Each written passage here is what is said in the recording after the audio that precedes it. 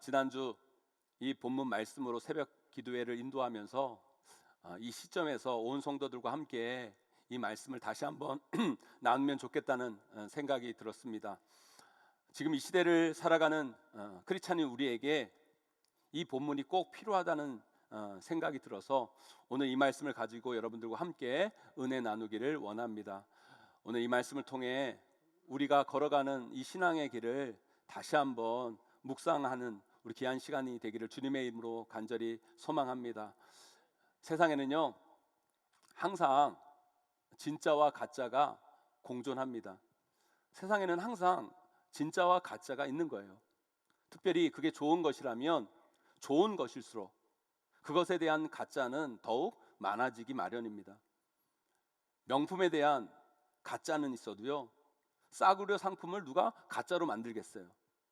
여러분, 그래서 항상 진짜에는 가짜가 따르는 법입니다. 그래서 여러분, 기독교에 그렇게 가짜가 많은 겁니다. 왜 다른 종교에는 이단 사이비가 그렇게 많지 않은데 왜 유독 기독교에는 그렇게 이단 사이비가 많은 줄 아십니까? 왜 가짜 신부, 가짜 중들은 많이 없는데 왜 그렇게 가짜 목사들이 많은 줄 아십니까? 이 기독교가 진리이기 때문인 거예요. 이 기독교가 너무너무 좋은 것이기 때문에 자꾸 사탄이요, 가짜를 만들어서 진리까지 혐오하게 만들려고 가짜가 이 땅 가운데 그렇게 많은 겁니다. 그래서 여러분, 기독교 안에 있는 이단 사이비를 보면서 목사 같지도 않은 목사들을 보면서 너무 속상해 할 필요가 없어요. 그거 보면서 우리는 더더욱 확신을 가질 수 있게 됩니다. 맞다, 우리가 믿는 믿음이 진리다, 내가 믿는 진리가 명품이구나, 그래서 가짜들도 이 세상에 이렇게 많구나 확신할 수 있는 근거가 또 여기에 있는 겁니다. 그렇다고 또 너무 우리가 맘 놓고 있으면 안 됩니다. 우리가 이 시대를 살아가면서 이 시대 가운데는 여러분, 가짜와 진짜가 이렇게 공존하고 뒤섞여 있기 때문에 이 진짜와 가짜를 우리가 잘 구분하며 살아가지 않으면 우리도 잘못된 것에 미혹되어서, 가짜에 미혹되어서 우리의 신앙, 우리 인생까지 망가질 수 있기 때문에 우리는 정신을 똑바로 차려야 되는 거예요. 우리는 이 신앙생활 하면서 영의 눈을 떠서 이 진짜와 가짜를 잘 구별해낼 수 있어야 됩니다. 얼마나 많은 신앙인들이 이 잘못된 가짜들에 속아서 진리를 떠나고 그들의 인생이 망가졌을 뿐만 아니라 그 가정까지 파괴되는지 몰라요.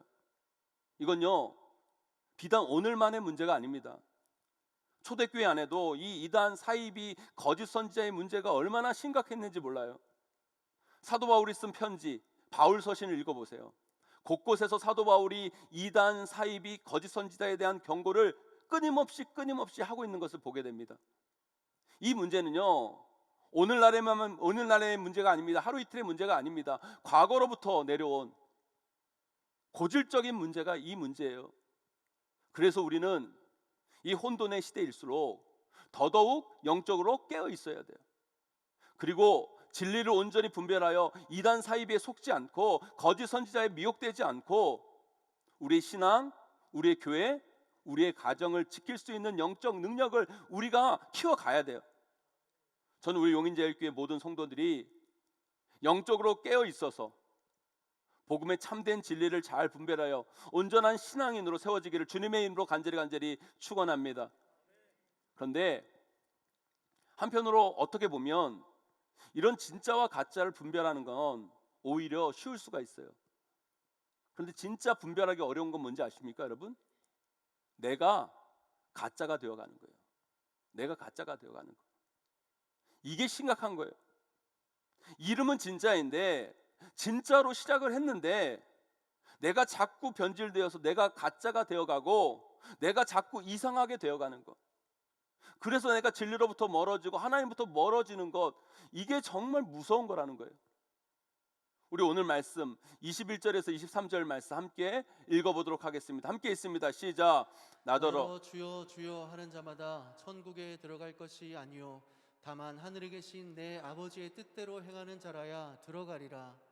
그날에 많은 사람이 나더러 이르되 주여 주여 우리가 주의 이름으로 선지자 노릇하며 주의 이름으로 귀신을 쫓아내며 주의 이름으로 많은 권능을 행하지 아니하였나이까 하리니 그때에 내가 그들에게 밝히 말하되 내가 너희를 도무지 알지 못하니 불법을 행하는 자들아 내게서 떠나가라 하리라.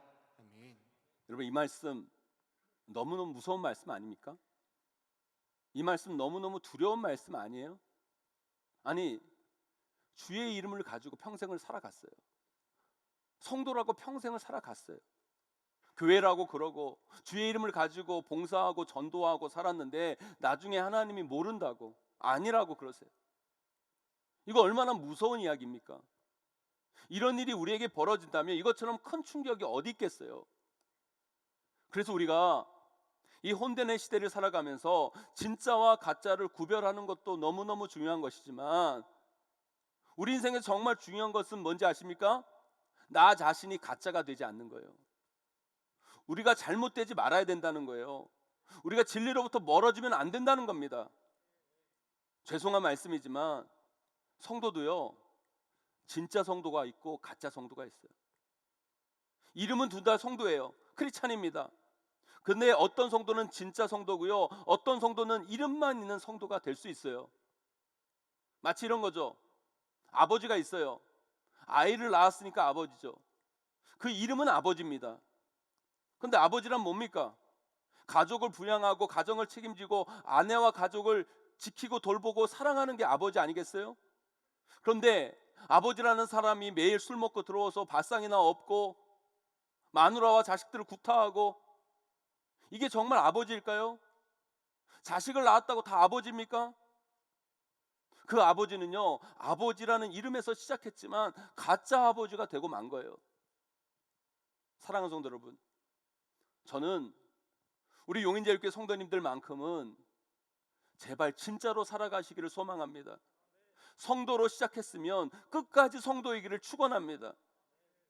우리 용인제일교회도 마찬가지예요. 이 땅에 얼마나 많은 교회들이 있습니까? 이 땅에 얼마나 많은 교회들이 교회라는 이름으로 시작했는데 그 교회의 기능을 제대로 발휘하지 못하고 껍데기만 남아서 가짜 교회들로 전락하는 곳이 얼마나 많은 줄 몰라요. 우리 교회도 깨어나야 돼요. 그렇게 되지 않기를 바라며 영적으로 정신을 똑바로 차려야 돼요. 이건 남의 이야기가 아니에요. 제 이야기도 되는 거예요. 저는 목사라는 이름을 가지고 있습니다. 목사로 시작했어요. 아직도 저는 목사 안수 받을 때가 생각이 나요. 제가 군대에 있을 때 목사의 안수를 군대에서 받았거든요. 저 때만 해도 원래 교단법으로는 만 30세가 지나야 목사 안수를 받는 거예요. 제가 군대에서 여러 군교회에서 예배를 인도하고 병사들을 전도하니까 그 병사들을 세례해 줄 수 있게 빨리 이 청년을 목사 안수 줘야 된다고 노예 목사님들이 허락해 주셔서 만 30세도 되지 않았고 결혼도 안 했는데 만 29살에 목사 안수를 저에게 주셨어요. 저는요, 목사도의 은혜로 받았어요. 아직도 그 목사 안수를 받으면서 받았던 그 감격, 그 은혜, 그 기쁨 생생합니다. 그런데 저는 여전히 그런 부담이 있어요. 내가 끝까지 목사여야 하는데, 끝까지 우리 성도님들에게 목사로서 존경받고 진짜 목사로 잘 끝맺음해야 되는데, 그런 부담이 제 마음 가운데 있어요. 성도님들 저를 위해 기도 많이 해주세요. 제가 끝까지 우리 용인제일교회에서 목회를 마칠 때까지, 아니 주님 만날 그날까지 진짜 목사로 끝까지 설 수 있도록 꼭 기도해 주시기를 부탁드립니다. 사랑하는 성도 여러분, 우리 모두는 진짜여야 돼요. 이름만 있는 가짜가 아니라 이름과 모양과 그 안에 있는 모든 내용이 진짜여야 된다는 거예요. 그렇다면 어떻게 해야, 어떤 게 진짜일까요? 특별히 우리 크리스찬 성도는 어떻게 해야 끝까지 진짜임을 우리가 지켜갈 수 있을까요? 오늘 말씀을 통해 그 진리를 깨닫기를 원합니다. 부디 오늘 말씀 잘 들으셔서 진짜처럼 시작은 했는데 그 끝이 이름만 남고 다 가짜가 되어버린 그런 인생이 아니라 끝까지 진짜로 살아가시는 저와 여러분, 우리 모두가 되기를 주님의 이름으로 간절히 축원합니다. 우리가 진짜로 살아가기 위해서는 어떻게 합니까? 첫째로요, 열매가 있어야 돼요. 열매가. 우리 오늘 말씀 20절 말씀 함께 읽어보도록 하겠습니다. 함께 있습니다. 시작. 이러므로 그들의 열매로 그들을 알리라. 아멘. 아멘. 그들의 열매로 그들을 어떻게 한다고요? 알리라. 성도는요, 성도의 열매가 있어야 돼요. 교회는 교회의 열매가 있어야 돼요. 목사는 목사로서의 열매가 있어야 돼요. 열매로 아는 거예요. 저는 이걸 쉬운 말로 이렇게 말씀드리고 싶어요. 우리 모두가 다 이름이 붙여져 있잖아요. 집에서, 직장에서, 교회에서 다 이름이 붙여져 있습니다. 여러분, 그 이름이 붙여졌으면 그 이름값을 해야 된다는 거예요. 사람들이 왜 유명한 명품 브랜드를 비싼 값 주고 사시는 줄 아세요, 여러분? 여러분, 그 제품을 다 보고 사는 게 아니잖아요. 그 성능을 다 보고 사는 게 아니에요, 여러분. 여러분, 그 유명한 명품 브랜드를 왜 비싼 값 주고 삽니까? 그 이름 때문에 사는 거예요. 그 이름이 유명하니까. 그 이름값을 믿고 사는 거죠. 그런데 며칠도 안 갔는데 찢어지고 망가지고 금방 고장 난다고 여러분 생각해 보세요. 그 기대에서 오는 실망감은 더 커지는 거예요. 이름이 있으면 그 이름답게 이름값을 해야 된다는 거예요. 사람들은 그것이 그 이름값을 못할 때 실망하고 거부하고 외면하게 되는 거예요. 저는 이런 면에서 지금 한국 교회가 엄청난 딜레마에 빠져 있다고 생각이 들어요. 우리가 생각하는 교회라는 이름하고 교회 밖에 있는 사람들이 생각하는 교회의 이름이 다른 거예요. 우리 성도들이 생각하는 교회는 함께 예배하고 함께 모여서 교제하고 사랑을 나누는 곳이 교회인데, 세상 밖의 사람들이 생각하는 교회의 이름은 어려운 사람들을 돕고 사회를 유익하게 하는 곳이 교회라는 생각을 하는 거예요. 우리 성도들 입장에서는 교회가 그 이름값을 하기 위해서는 반드시 예배해야 되고 함께 모여야 하는 것인데, 교회 밖에 있는 사람들 입장에서는 교회가 그 이름 따기를 하기 위해서는 이런 때에는 모이지 말아야 되고 문을 닫는 게 맞는 거죠. 그런 면에서 지금 한국 교회는 이러지도 못하고 저러지도 못하는 엄청난 딜레마에 빠져 있어요. 그렇다면 과연 이 시대 우리 크리스찬들은, 우리 교회는 어떻게 세워져 가야 될까요? 어떻게 해야 될까요? 우리는 이 둘을 모두 포기하면 안 돼요. 어떻게든 이 둘을 잘, 힘들지만 어렵지만 조화시켜 가야 돼요. 그런 면에서 저희 교회도 참 고민이 많아요. 그래서 저희 교회는 어떻게든 방역 지침에 맞추어서 안전하게 이 둘을 조화시켜 가려고 지금까지 부단히 노력하고 애쓰며 나아가고 있어요. 하지만 우리가 이렇게 노력하고 애쓴다 하더라도 당장에 그분들이 가지는 오해와 편견을 우리가 다 이해시키고 설득해낼 수는 없어요. 중요한 것은 우리가 후에 나중에 그걸 반드시 열매로 보여줘야 된다는 사실이에요. 우리 교회가 잘했었다는 것을, 잘하고 있었다는 것을 결국에는 열매로 보여줄 수밖에 없는 거예요. 저도 이제 목회 25년 차고요. 목사로서 벌써 20년 차예요. 목회를 25년, 20년 동안 하면서 그 과정을 거치면서 제가 목회에서 가장 중요한 한 가지 사실을 깨달은 게 있어요. 목회를 하다 보면 저는 나름 성도님들을 위해 열심히 한다고 하는데, 교회를 위해 최선을 다해 노력한다고 하는데, 제가 생각하지도 못한 곳에서 때로는 몇몇 분의 오해로 인해 저희 취지와 의도와는 전혀 상관없는 이야기가 들려지고 그것 때문에 오해받고 그것 때문에 힘들어질 때가 있어요. 그때 제가 그분들에게 찾아가서 내 입장을 강하게 주장하고 다투고 논쟁하고 설득한다고 그 오해가 풀어지고 그 문제가 해결되지 않는다는 것을 저는 목회를 하면서 많이 경험했어요. 젊은 때는 그래도 봤어요. 뭔가 오해가 생기면 가서 따지기도 하고 주장하기도 하고. 그런데 여러분, 그렇게 풀려지는 게 아니더라고요. 목회는 그렇게 하는 게 아니라는 것을 목회를 하면 할수록 느끼는 거예요. 그저 하나님은 알아주실 거야. 내가 하나님 앞에서 부끄럽지만 않다면, 내가 하나님 앞에서 바로 서기만 한다면 결국 하나님께서 그분들 앞에 열매로 내가 옳다는 것을 드러내 주실 때가 올 거야. 그렇게 생각하며 그저 묵묵히 하나님이 원하시는 뜻대로 하나님 앞에 부끄러움 없이 몸부림치면서 목회를 하다 보면 하나님이 풀어주시고 하나님이 해결해 주시고 하나님이 증명해 주실 것임을 저는 확신합니다. 아니, 확신한 게 아니라 저는 목회를 하면서도 수없이 그런 증명을 저는 경험했어요. 지금 세상 속에서 벌어지는 교회에 대한 오해, 편견, 여러분 그걸 우리가 어떻게 다 쫓아다니면서 해명하고 설득하고 이야기할 수 있겠습니까? 이런 때는 그저 침묵이 필요한 거예요. 그리고 묵묵히 우리 모두가 하나님 뜻대로 대로 가는 거예요.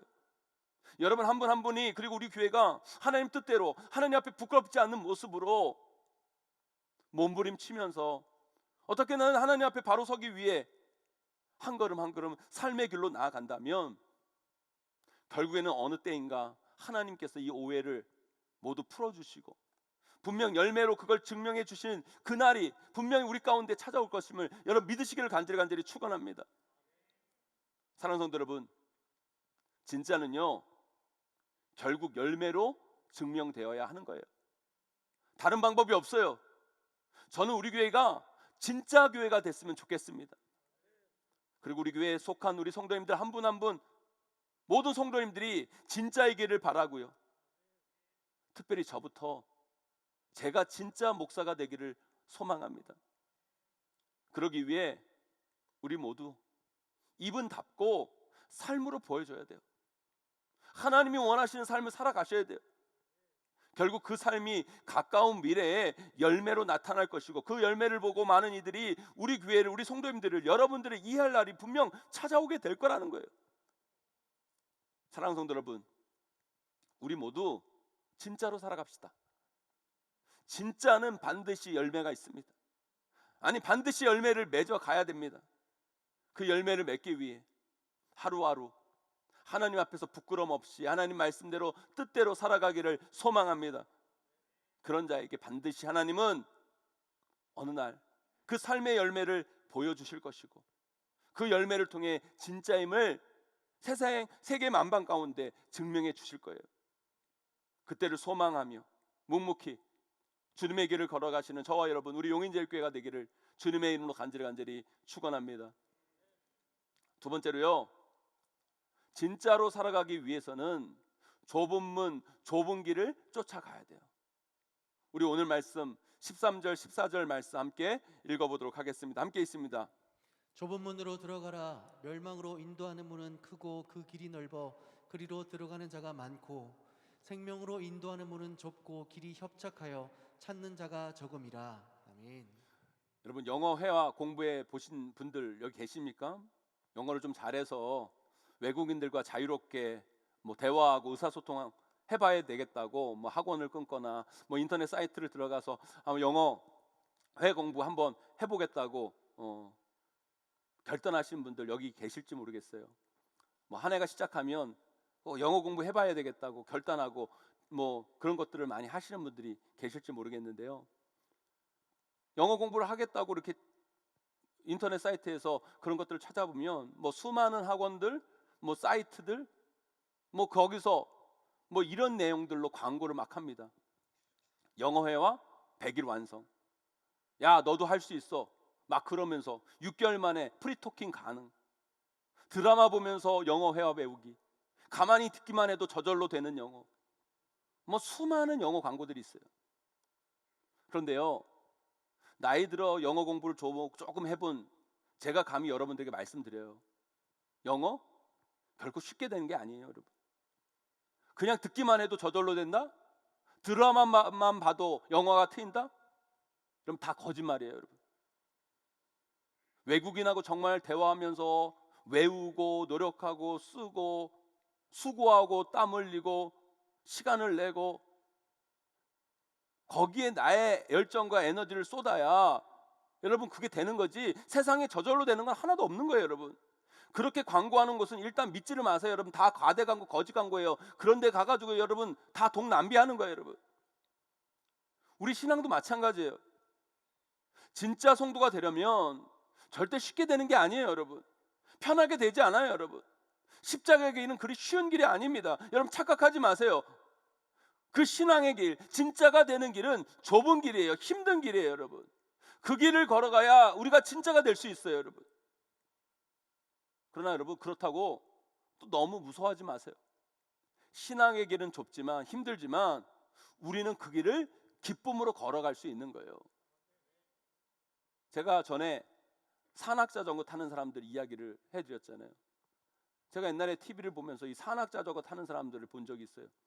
근데 그 사람들이요, 평지를 자전거 타고 가기도 힘든데 그 자전거를 끌고 산으로 올라가요. 더 웃긴 건 뭔지 아십니까? 그 자전거를 타고 또 내려와요. 내려올 거 뭐하러 자전거를 끌고 올라가요.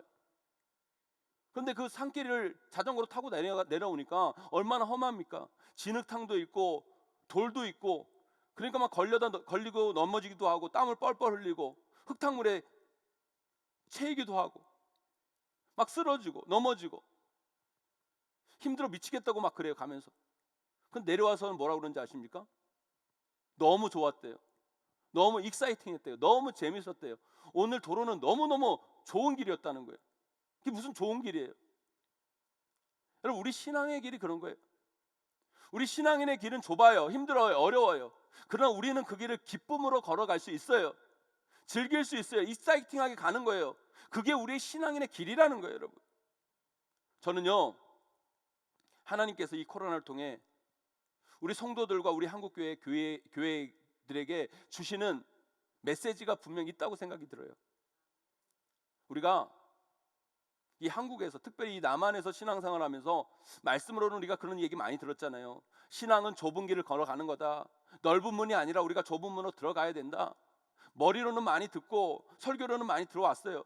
수없이 그것들 들어왔지만 정말 우리 신앙 가운데서 좁은 길이 뭔지, 좁은 문이 뭔지, 그 길을 간다는 의미가 뭔지 한국교회 신앙생활하면서 여러분 체감을 모두가 못했잖아요. 안 됐잖아요. 그런데 이 코로나로 인해 좋아진 게 뭔지 아세요, 여러분? 이제 우리 한국교회 성도들, 우리 한국교회가 이 좁은 문, 좁은 길이 뭔지 좀 알게 되었다는 거예요. 그리고 좁은 문이 아니라 넓은 문으로 들어가려고 하고, 좁은 길이 아니라 넓은 길로 나아가려 하는 분들은 이제 한국교회에 나와서 신앙생활하기가 좀 불편하게 되었다는 것을 알아야 돼요, 여러분. 그래서 많은 목사님들이 요즘 많이 모이면 그런 이야기들을 많이 하세요. 코로나 이후에 한국교회 교인들이 몇 프로 줄 것이다. 한국교회가 어떻게 어려워질 것이다. 그러면 저는 그분들에게 그렇게 이야기합니다. 그게 꼭 우리를 절망케 하는 것만은 아니라고. 그것이 한국교회를 더 건강하게, 더 새롭게 하는 계기가 될 수 있을 거라고. 그런 목사님들 중에 대놓고는 안 그러시지만 표정으로 저에게 이렇게 말하는 분들이 계세요. 니네 교회는 지금 성도 많다고 유세 떠냐? 제가 정말 유세 떠는 게 아니에요. 저는 이 코로나가 우리 성도들을 더 진짜 되게 만들고 교회를 더 진짜 되게 만들었으면 좋겠습니다, 여러분. 지금까지 이 남한의 성도들은 신앙생활하면서 좁은 길을 걷고 좁은 문으로 들어가야 한다는 것의 의미를 몰랐잖아요. 저 북한의 사람들, 저 북한의 지하교회 성도들은 그 좁은 문이 멀고 좁은 길이 뭔지를 알았지만 우리는 잘 몰랐잖아요. 그러나 이제는 우리 조금 알게 될 거예요. 세상의 그 불편한 시선들, 입으로는 내뱉지 않지만 뒤에서 들리는 그 조롱의 소리들, 비난의 소리들, 이렇게 얘기하면서 하는 그 천대들, 이제 그것을 두려워하지 않는 자들, 그 성도의 이름을 부끄러워하지 않는 자들, 그것들을 조금 더 두려워하지 않는 자들이 그 길을 기꺼이 걸어가겠다고 하는 사람들이만이 이 한국교회에 남게 될 거예요.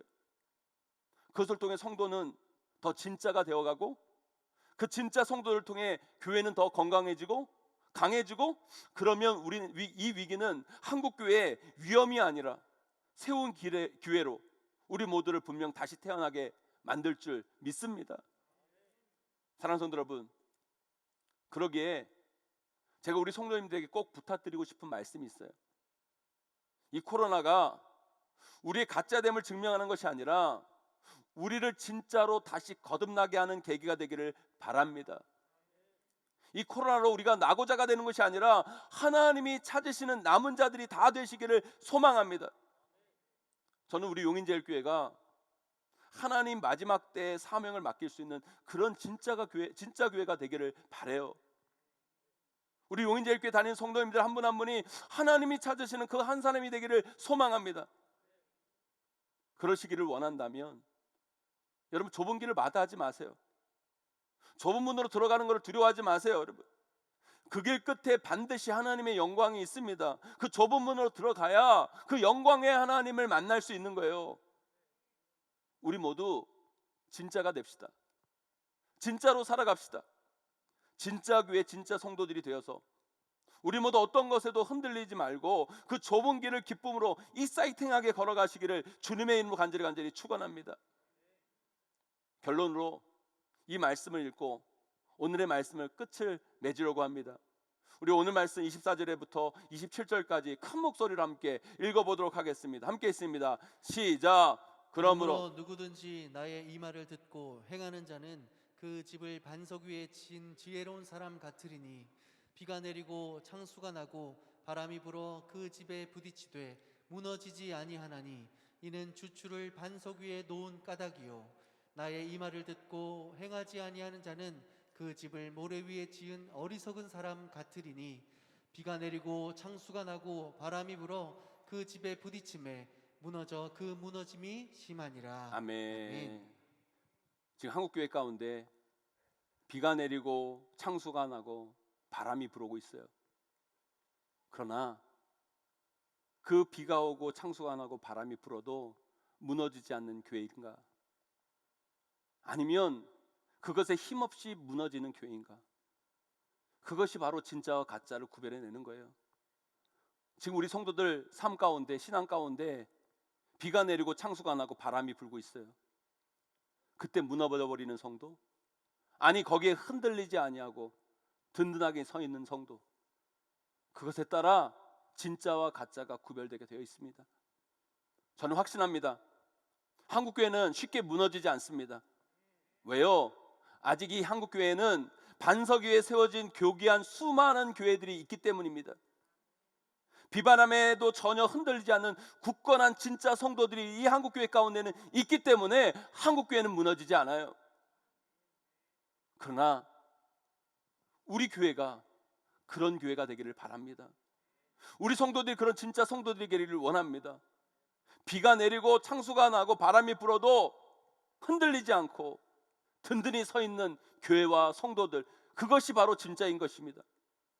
우리 모두가 진짜가 되어서 어떤 것에도 흔들리지 않는 굳건한 믿음으로 이 어려운 때를 믿음으로 이겨나가시기를 주님의 이름으로 간절히 축원합니다.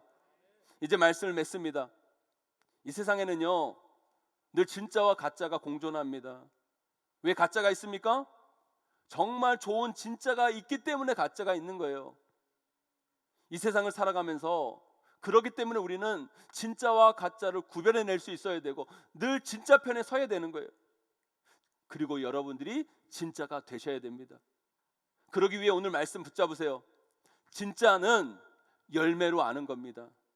결국 진짜는 열매를 맺게 되어 있습니다. 진짜는 쉬운 길을 갈 때 만들어지는 것이 아니라 좁은 길, 힘든 길, 어려운 길을 통해 진짜는 만들어집니다. 우리 모두가 이 진짜 성도, 진짜 교회가 되어서 이 세상의 어떤 풍파 속에서도 흔들리지 아니하고 이 세상 가운데 반드시 하나님의 살아계심을 증명하는 아름다운 열매를 맺어 나가시는 저와 여러분, 우리 용인제일교회가 꼭 되시기를 주님의 이름으로 간절히 축원하고 축복합니다.